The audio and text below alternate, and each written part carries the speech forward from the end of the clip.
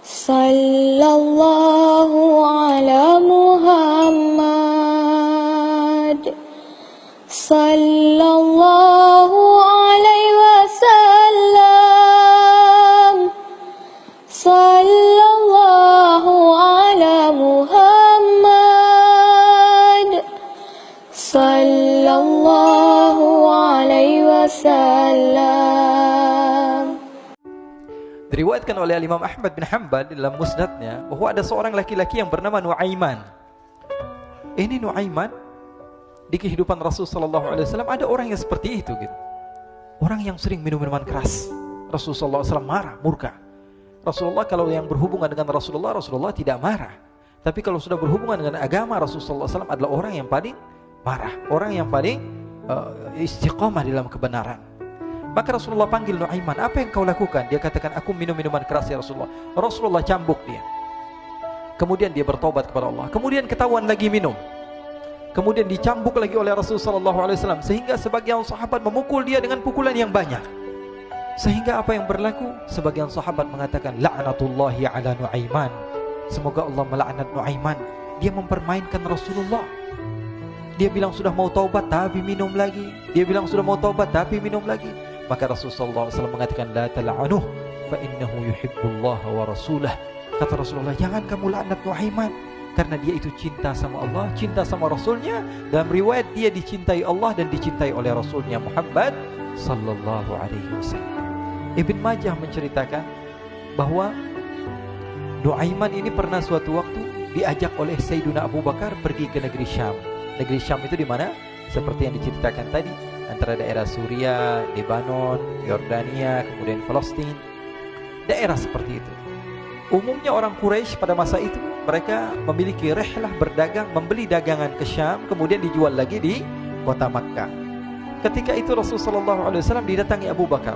Sayyidina Abu Bakar mengatakan kepada Rasulullah, ya Rasulullah, saya mau izin ya Rasulullah. Mau apa?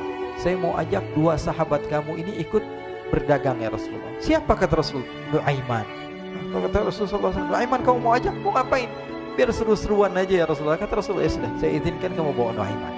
Ketika itu Sayyidina Abu Bakar membawa Nuaiman sama satu sahabat namanya Suwaibid ibn Harmalah. Siapa namanya? Suwaibid ibn Harmalah. Ini sahabat Rasulullah SAW yang memiliki sifat yang berbeda-beda. Kalau Nuaiman ini aneh. Pernah Rasulullah SAW dibawain makanan banyak, dikasih Rasulullah, dikasih sahabat semua. Semuanya sudah makan, tiba-tiba si Nuaiman ini, sahabat Nabi Nuaiman mengatakan kepada Rasulullah, ya Rasulullah, ini yang penjualnya, tolong engkau yang bayar ya Rasulullah. Makanan udah habis. Makanan udah habis, Rasulullah SAW bingung, saya yang bayar. Akhirnya Rasulullah katakan kepada sahabat, ayo keluarkan uang, kita patungan, kita bayar. Rasulullah aja dimainin, apalagi kita orang. Sallu ala Nabi Muhammad. Nuaiman diajak Sayyidina Abu Bakar. Kata Rasulullah SAW, benar kamu mau ajak Nuaiman? Iya ya Rasulullah. Diajaklah. Diceritakan dalam riwayat Ibn Majah, diceritakan juga dalam Siyar A'lam An-Nubala, diceritakan juga dalam musnadnya Imam Ahmad bin Hanbal, dalam riwayat Imam Ahmad bin Hanbal. Maka diceritakan Nuaiman diajak oleh Sayyidina Abu Bakar. Sesampainya di negeri Syam, semua dibagi tugas. Fulan bin Fulan kerjaannya ini, Fulan bin Fulan kerjaannya ini, semua memiliki kerjaan. Nuaiman tanya, wahai Abu Bakar, kerjaannya saya apa wahai Abu Bakar? Kata Sayyidina Abu Bakar, kamu mau ngapain terserah kamu wahai Nuaiman. Yang penting kamu ikut saya kan. Kemudian satu di antara mereka namanya Suwaibid ibn Harmalah. Ditanya oleh Sayyidina Abu Bakar, wahai Suwaibid, kamu mau kerjaan apa? Kata Suwaibid, terserah kamu wahai Abu Bakar. Kata Sayyidina Abu Bakar, kamu menjaga makanan, karena saya tahu kamu ini adalah orang yang senantiasa menjaga amanah. Suwaibid ini kalau disuruh maju dia maju, disuruh mundur dia mundur, disuruh ke kanan dia ke kanan, disuruh ke kiri dia ke kiri. Orang yang ikut aja. Kalau Nuaiman beda, disuruh maju dia ke belakang, kasih sen kanan ke kiri belok. Nuaiman itu orang yang berbeda. Maka Suwaibid mendapatkan tugas, semua mendapatkan tugas kecuali Nuaiman. Sehingga ikhwani, apa yang berlaku, apa yang terjadi? Sayyidina Abu Bakar pergi sibuk dengan kesibukannya, sehingga datanglah waktu siang. Nuaiman sudah lapar. Nuaiman cari makanan. Dia nggak punya uang, diajak Sayyidina Abu Bakar tapi tidak diberikan uang. Sehingga dia cari-cari makanan. Dia tahu Suwaibid yang jaga makanan, dikatakan, wahai Suwaibid, saya mau makan, berikan kepada saya satu roti saja. Yang terpenting apa? Saya makan sekarang, saya sudah lapar. Kata Suwaibid, ya Allah Nuaiman, kita tunggu Abu Bakar saja sehingga dia datang, karena ini amanat. Amanat dari Abu Bakar saya tidak boleh berikan kepada siapapun kecuali atas izin Abu Bakar. Kata Nuaiman, kasih saya makanan, kalau tidak saya bikin masalah sama kamu. Merah wajahnya Suhaibit karena dia tahu jangankan saya, Rasulullah aja dimainin. Bingung, apa yang harus saya lakukan? Akhirnya Nuaiman bilang, gampangannya aja, kata Nuaiman, kamu kasih saya makanan, atau kalau tidak saya bikin masalah sama kamu. Bingung Suhaibit, pikir panjang. Setelah itu dia katakan, ya sudah Nuaiman, saya tetap mau jaga amanah Abu Bakar karena saya takut ini adalah perintahnya Allah, perintahnya Rasulullah sallallahu alaihi wasallam, dan perintah daripada Abu Bakar sahabatnya Nabi.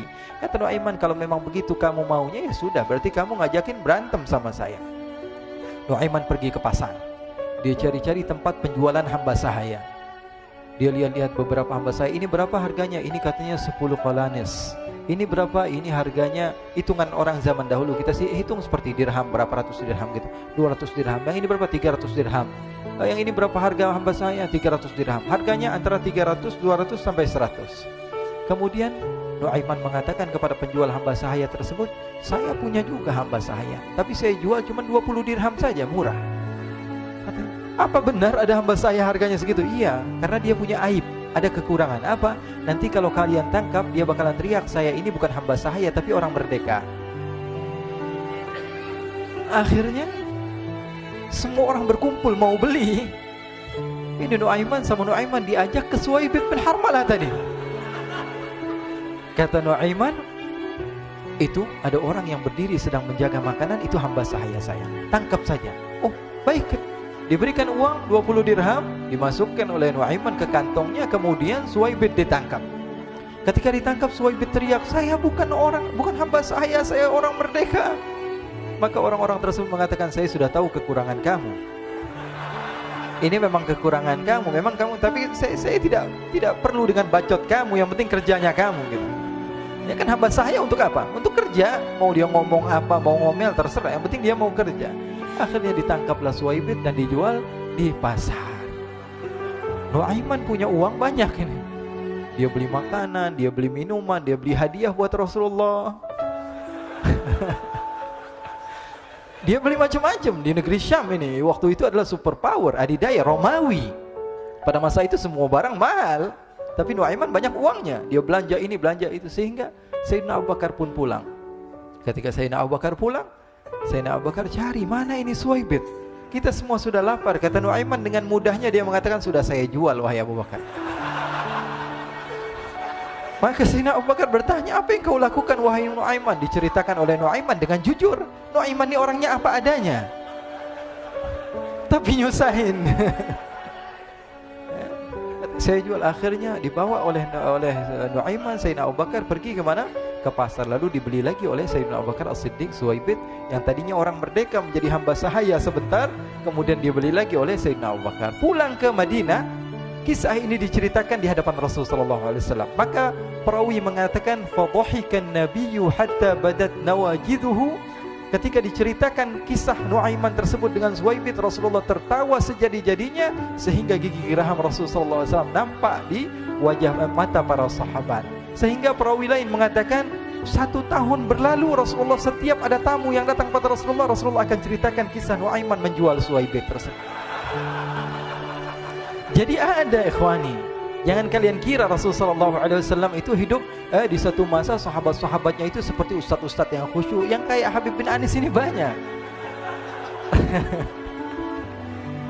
Bahkan ikhwani, mungkin di akhir karena masanya sudah habis, pernah suatu waktu Rasulullah SAW didatangi asyraf, delegasi dari beberapa negara yang ingin mengenal apa itu agama Islam.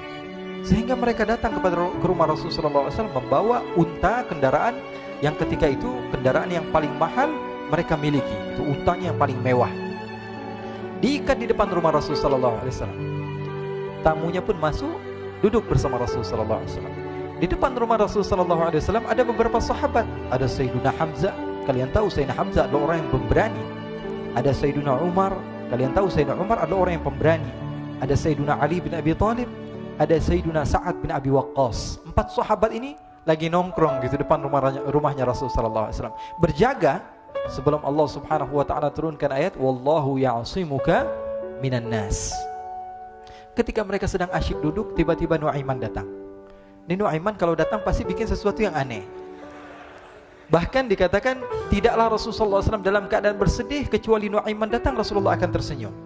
Jadi sebagian sahabat itu senang kalau sudah Nuaiman datang, pasti Rasulullah bahagia. Tapi ketika itu Nuaiman datang, ingin duduk bareng-bareng Sayyidina Hamzah. Sayyidina Hamzah katakan kepada Nuaiman, bercanda begitu. Nuaiman, kamu lihat unta orang datang dari luar Arab ini. Lihat, kata Nuaiman, ini besar banget, ini badannya besar gitu. Dagingnya pasti banyak. Iya, ini kalau kita sate enak nih ntar malam. Kata Nuaiman. Kata Sayyidina Hamzah, apakah kamu berani? Kata Nuaiman, saya berani aja asal kalian gak bilang sama Rasulullah. Kata Sayyidina Hamzah, benar wahai Nuaiman, benar kan? Akhirnya Sayyidina Hamzah lupa masalah itu, cuma bercanda-bercanda saja. Sayyidina Hamzah lagi asik sama Sayyidina Umar, Sayyidina Ali. Tiba-tiba apa? Ternyata ketika dia melihat unta tersebut sudah pisah antara kepala sama badannya. Nuaiman mengatakan, wahai Hamzah, ini unta saya sudah potong, saya mau pergi sebentar. Kalau Rasulullah cari saya, tolong jangan beritahu di mana saya. Nanti kalau keadaan sudah aman, mari kita nyate bareng-barengan. Ini ada yang seperti itu di zaman Rasulullah SAW. Maka dia pun berlari dan berlari mencari satu tempat supaya Rasulullah SAW dia selamat daripada Rasulullah SAW. Sehingga Sayyidina Hamzah bingung, ini kalau Rasulullah keluar gimana? Ada Hamzah Asadullah, ada Ali bin Abi Thalib, ada Umar, gak bisa jaga kendaraannya, tamunya Rasulullah sallallahu alaihi wasallam. Akhirnya benar apa yang terjadi, ikhwani. Rasul sallallahu alaihi wasallam tamunya mau pulang. Ketika dia buka pintu tamu melihat apa? Untanya sudah begitu. Mereka teriak, "Wa naqata, unta kami wahai Muhammad. Baru mau kenal Islam, unta kami, kendaraan kami sudah dibuang." Rasulullah SAW lihat Sayyidina Hamzah, lihat Sayyidina Ali. Mereka gak bisa ngomong, mereka hanya bilang apa? Nuaiman ya Rasulullah. Rasulullah perintahkan Sayyidina Umar, wahai Umar, sekarang kamu ambil uang, kemudian kamu gantikan, kemudian kamu berikan 2 kali lipat daripada harta unta ini, sehingga apa? Agama Islam tidak didengar dengan sesuatu yang tidak baik di luar sana. Akhirnya diberikan harta, diberikan unta yang baru dan diberikan harta yang lebih untuk orang tersebut, sehingga orang tersebut tidak menjelek-jelekan agama Islam. Kata Rasulullah SAW, dan sekarang waktunya kita balas dendam sama Nuaiman. Nuaiman ternyata berlari tempat yang jauh sampai hampir keluar dari kota Madinah. Dia dapatkan seorang sahabat Nabi yang hadir juga dalam peperangan Badar, namanya Al-Miqdad bin Al-Aswad. Siapa namanya? Al-Miqdad bin Al-Aswad ketika itu sedang menggali sumur. Ketika sedang menggali sumur, Nuaiman datang. Nuaiman katakan kepada Miqdad, wahai Miqdad, wahai sahabat Rasul, kamu orang yang hadir dalam peperangan Badar, kamu adalah orang yang hebat. Dipuji-puji sama Nuaiman. Ada maunya ini. Akhirnya dia bilang, wahai Miqdad, tolong saya. Kenapa wahai Nuaiman, kamu ini kekasihnya Rasulullah, orang yang disayang sama Rasulullah. Kenapa? Saya ini sedang dikejar-kejar orang jahat. Tolong selamatkan saya pengen masuk ke dalam sumur, boleh atau tidak? Kata Miqdad, siapa yang mengejar kamu? Pokoknya saya dikejar sama orang-orang. Kamu mau atau tidak selamatkan saya? Ya sudah, selagi kamu itu adalah sahabat Nabi, silahkan kamu masuk. Masuk akhirnya Nuaiman ke dalam sumur tersebut. Lalu Nuaiman mengatakan, wahai Miqdad, dia keluar lagi. Nanti kalau ada yang cari saya, tolong jangan beritahu saya di dalam sumur ya. Kata Miqdad, baiklah. Kata Nuaiman, siapapun yang bertanya tentang saya, kamu tidak akan kasih tahu? Iya, kata. Walaupun Rasulullah yang tanya saya? Katanya, enggak mungkin Rasulullah datang ke tempat sejauh ini. Iya, walaupun Rasulullah. Akhirnya masuk Nuaiman. Setelah beberapa menit, Rasulullah dan rombongan benar datang. Miqdad bingung ini. Ini kenapa Rasulullah datang ke RW kami ini? Ada apa ini Rasulullah sampai sejauh ini? Ditanya, ya Rasulullah, ada apa ya Rasulullah? Kata Rasulullah, saya cari Nuaiman. Di mana Nuaiman? Innalillah, kata Miqdad. Enggak dijawab ini Rasulullah. Kalau dijawab saya ingkar janji. Akhirnya apa dia katakan? Wahai Rasulullah, mata saya tidak memandang kepada Nuaiman, tapi tangannya nunjuk ke dalam sumur. Sahabat. Apa dia bilang? Mata saya tidak melihat kepada Nuaiman, tapi tangannya nunjuk ke sumur. Akhirnya dibuka sama Rasulullah, Nuaiman muncul. Kata Rasulullah, Nuaiman, kamu bikin malu saya, wahai Nuaiman. Ya Rasulullah, yang bersalah bukan saya, tapi orang yang mencari saya bersama kamu, ya Rasulullah. Akhirnya Rasulullah nengok siapa, ternyata Nuaiman sudah lari kabur.